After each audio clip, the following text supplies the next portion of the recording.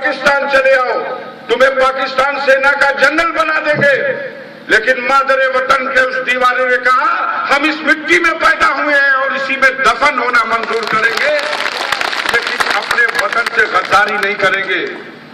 उस लड़ाई में झांगर घाटी फिर से वापस ली गई, नौशेरा घाटी फिर से हिंदुस्तान का हिस्सा बनाई गई और इसी लड़ाई में मादरे वतन की हिफाजत करते हुए मेरे नाना ब्रिगेडियर उस्मान 3 जुलाई सन 1948 को नौशेरा बॉर्डर पर शहीद हो गए। मरने के बाद इस हिंदुस्तान में बहादुरी का सबसे बड़ा पुरस्कार, महावीर चक्र विजेता का पुरस्कार मेरे नाना ब्रिगेडियर उस्मान को मिला।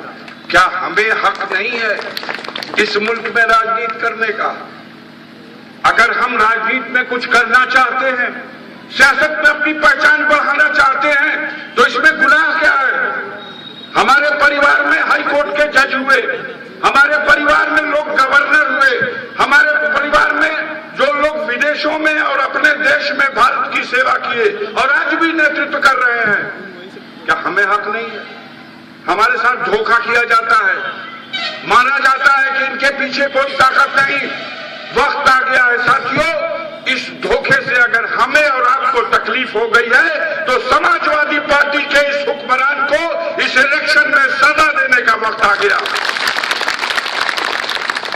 ये चाहता है हमारा चिराग बुझा दे सियासत का, लेकिन फानूस बन के जिसकी हिफाजत हवा करे वो शम्मा क्या बुझे जिसे रोशन खुदा करे। ये नहीं बुझा सका। आपकी दुआ, गरीब की दुआ ऊपर वाले ने सुनी, बहन मायावती के दिल में मोहब्बत डाल दी। उन्होंने मुझे बुलाया, कहा अफजाल अंसारी तुम लोगों के साथ बेइंसाफी हुई है, तुम्हारा खानदान वतन के लिए लड़ता रहा है, मैं टिकट दूंगी मुख्तार अंसारी को, मेरी पार्टी टिकट देगी तुम्हारे भाई शेखुल्लाह अंसारी को। न सिर्फ दोनों भाइयों को टिकट दिया, बल्कि मुख्तार अंसारी का बड़ा बेटा जो 2 बार नेशनल चैंपियन रहा है, गोल्ड मेडल जीत चुका है, उसको भी घोसी विधानसभा क्षेत्र से बहन जी ने टिकट देकर के मैदान में उतार दिया। वो चुनाव लड़ रहा। मुझसे भी कहा, कहीं से चुनाव लड़ना चाहते हो तो पूर्वांचल की जिस सीट पे चाहो चुनाव लड़ लो। मैंने कहा बहन जी, मेरी नाव, मेरी कश्ती तो मझधार में थी, आपने मेरा हाथ पकड़ लिया, मुझे कश्ती के किनारे लगा दिया। मैं एहसानमंद हूं आपका, मैं चुनाव नहीं लड़ूंगा। मेरे दोनों भाई चुनाव लड़ रहे हैं, मैं आपकी कृपा से, आपके आशीर्वाद से, आपकी दुआ से 25 साल तक विधानसभा में रहा हूं, 5 बार विधायक चुना गया हूं, 5 साल लोकसभा में बैठा हूं, एमपी भी रह चुका हूं। मेरा छोटा भाई मुख्तार चुनाव लड़ रहा है, वो भी 4 बार पहले विधायक रह चुका है 20 सालों से। मेरा बड़ा भाई शेखुल्लाह अंसारी चुनाव लड़ रहा है, वो भी 3 बार विधायक रह चुका है। मेरे पूरे परिवार का एक इतिहास है। ये जो मवाली है, ये जो दबंग लोग हैं, ये जो समाज में गरीबों को सताने वाली ताकतें हैं, जो बड़े बड़े जमींदार हैं, जो गरीबों की इज्जत आबरू पे डाका डालते हैं, उनकी जमीनों को कब्जा करते हैं, प्रशासन को मिला के उन्हें सताते हैं। जब उन्हें कहीं से इंसाफ नहीं मिलता तो गरीब आंसू बहाता हुआ जब मेरे पास आता है तो हम उसकी लड़ाई लड़ते हैं, और यही मेरा कसूर है। इसके लिए जितने माफिया हैं वो अपना माफिया हमको मानते हैं और हमारे नाम के साथ माफिया लगाते हैं, और जितने गरीबों कमेरे हैं वो हमें अपना मसीहा मानते हैं। बहन जी ने दिल खोल करके हमारी इज्जत की और उन्होंने कहा कि आप जाओ चुनाव के मैदान में, पार्टी का प्रचार करो। मेरे भाइयों, मैं उसी सिलसिले में आज आपके बीच में अपनी झोली फैलाने आया हूं। आज हमें जरूरत है आपके ताकत की, आपके दुआ की ताकत की। राजनीति में हमको आगे बढ़ाने के लिए हमारे लिए इम्तिहान का वक्त है। समाजवादी पार्टी के लोगों ने धोखा दे दिया है, बहुजन समाज पार्टी के लोगों ने, उसकी मुखिया ने सहारा दे दिया है। हम चाहते हैं कि उनका कर्ज अदा कर दें, और इस लड़ाई में आप चाहोगे पूर्वांचल की एक एक सीट मेरे खाते में लिखी गई है। यहां की जीत औराई की अफजाल अंसारी के खाते में लिखी जाएगी। विधायक आपका बनेगा, आपका बेटा बैजनाथ गौतम, लेकिन मेरी आकबत बुलंदी पे जाएगी। इसलिए मैं आपसे इल्तिजा करता हूं, आपसे गुजारिश करता हूं, वोट तो सिर्फ हाथी पर, जो साथी मेरे पैगाम नहीं सुन सके उन तक भी मेरा पैगाम पहुंचा देना।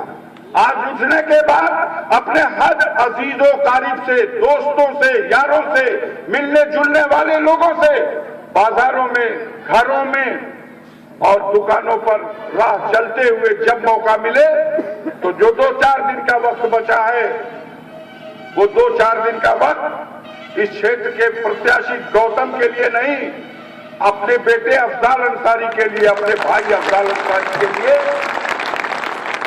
हमारी राजनीति के लिए और समाजवादी पार्टी के घमंडी सुल्तानों को सबक सिखाने के लिए एक एक वोट हाथी के निशान पर बटन दबा दो, यहाँ की सीट से बहुजन समाज पार्टी को जिता दो। मैं लखनऊ में एक शेर पढ़ के आया था, अगर आप इजाजत दें तो मैं वह शेर आप लोगों को भी सुना देना चाहता हूं। लखनऊ के सुल्तान के दरबार में जब बहस चली थी कानून व्यवस्था की और जब मैंने मुद्दा उठाया था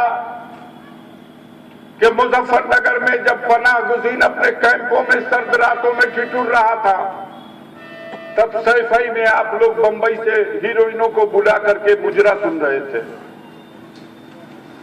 मैंने अपनी आंखों से उन कैंपों को बुलडोजर से गिराते देखा है और मजबूर बेसहारा लोगों को आंसू बहाते देखा है और अब आपको जश्न बनाते भी देखा है। मेरा एक शेर याद रखना, रास्ता अलग हो गया, अब तुम एक रास्ते के मुसाफिर हो, हम दूसरे रास्ते के मुसाफिर हैं।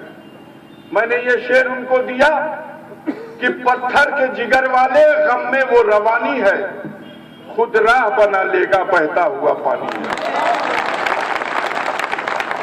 मेरा शेर पूरा होने दीजिए।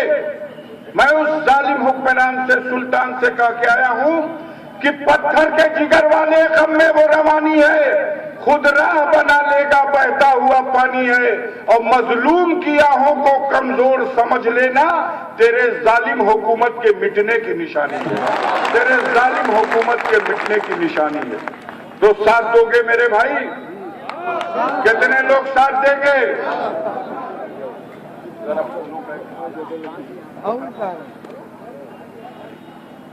हम आपकी मोहब्बत को सलाम करते हैं और आपसे गुजारिश करते हैं कि मुझे इस क्षेत्र में भेजा गया है अपनी पार्टी और अपने उम्मीदवार को जिताने के लिए। क्या आप लोग इजाजत देंगे कि मैं आपकी तरफ से जीत का ये माला इसके गर्दन में डाल दूं? अपने ईमान की मजबूती के साथ जवाब दो मेरे भाइयों, क्या ये माला डाल दूं? फिर से बोलो, क्या ये माला डाल दूं? तो आपके हामी के साथ ये अफजाल अंसारी आपका बेटा आपकी हिमायत के लिए कर्जदार रहेगा। मैं ये माला इसके इसमें तुम्हारी भी इज्जत पड़ेगी, हमारी भी इज्जत पड़ेगी। एक शायर और आखिर में पढ़ता हूं, उस दिल्ली के सुल्तान के लिए जो घमंड में चूर है, जो आरएसएस के एजेंडे को लागू करना चाहता है, उसकी खिदमत में एक शेर अगर आप इजाजत दें तो अर्ज कर दूं। आंधी मगरूर दरख्तों को पटक जाएगी, आंधी मगरूर दरख्तों को पटक जाएगी, बस वही शाख बचेगी जो लचक जाएगी। शेर पूरा होने दीजिए। आंधी मगरूर दरख्तों को पटक जाएगी, बस वही शाख बचेगी जो लचक जाएगी, और आसमां का छूने का हो जाएगा अंदाजा मोदी जी जब जमीन पांव के नीचे से सरक जाएगी, जब जमीन पांव के नीचे से सरक जाएगी। बहुत बहुत शुक्रिया।